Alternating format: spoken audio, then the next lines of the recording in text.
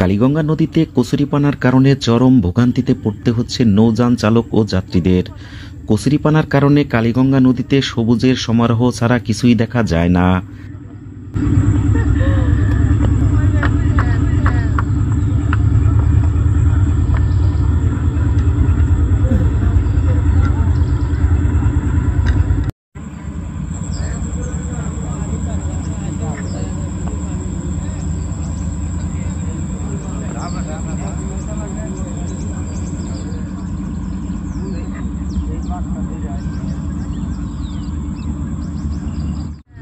গত কয়েকদিনে নদীতে অতিরিক্ত কচুরিপানা বৃদ্ধি পাওয়ায় নদীর মাঝখানে প্রায় ৩ ঘন্টা আটকা পড়ে থাকতে হয় খেয়া পারাপারের যাত্রীদের। পরে রুমা ব্রিক্সের ট্রলার এসে যাত্রীদের উদ্ধার করা হয়। এখান থেকে কিভাবে করলো, উদ্ধার হলো কিভাবে? হ্যাঁ, সে হলো ওই রুমা কোম্পানি উঠাইছে, মানুষ পার করে দিয়েছে, হুন্ডা মুন্ডা সবই রয়েছে। বেটা করতে যান বাঁচে না, আর বেটারা কইলো যে আমাকে হুন্ডা মুন্ডা জাহার নামে যাক ভ্যান ট্যান আমাকে যান বাঁচাও।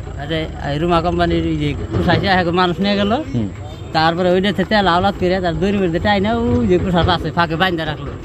বাইন্দা রাখার পরে ওনে থুইয়া মালার আমাকে তো যান বাঁচে না, আমরা পলাই কুষা মুষা থুয়ে ওরা পলাই গেছে।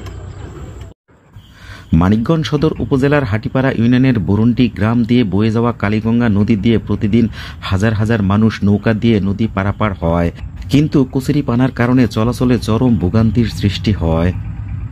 গেলে গেছে বছর যেরকম বিকাল 4টা বাজে উঠছিলাম, 7টা বাজে নামল লাগছে, তাই না? প্রচুর আটকে গেলি সমস্যা। এর থেকে পরিত্রাণের উপায় কি মনে করতেছেন? উপায় দিলে ব্রিজ দিলে ভালো হইব, তাই না? সব আটকায়, হুন্ডা মুন্ডা পেয়েছে। তাই পরে এই যে রুমা ব্রিক্সের এই ভাটার এই ছোট নৌকা এসে উদ্ধার করছে, তাই না? আপনি কি চান? বিকল্প রাস্তা, আপনি ব্রিজ জরুরিভাবে দরকার, তাই না? হ্যাঁ। এই নদী পারাপার হতে যেখানে আগে 15 থেকে 20 মিনিট সময় লাগতো, এখন লাগছে 1 থেকে 1.5 ঘন্টার বেশি সময়। কচুরিপানার লোকানের সমস্যা, কত আপনি সরকারি চাকরি করে ওদের আরো বেশি সমস্যা আমাদের থেকে, কারণ আমরা পাবলিকের কাজ করি। আমার আধা ঘন্টা সমস্যা নাই, আর সরকারি কাজ করে। এই নদী দিয়ে যাতায়াতের একমাত্র অবলম্বন নৌকা ও ট্রলার। নদীতে কচুরিপানার কারণে ছাত্রছাত্রীরা ঠিকমতো স্কুল কলেজে যেতে পারছে না। এই নদীতে সড়ক ব্যবস্থার দ্রুত উন্নয়ন করা না হলে অর্থনৈতিক, সামাজিক, রাজনৈতিক ও শিক্ষাগত দিক দিয়ে অনেক পিছিয়ে থাকবে হাজার হাজার পরিবার। জেরেম রুবেল, ভয়েস অব ঢাকা।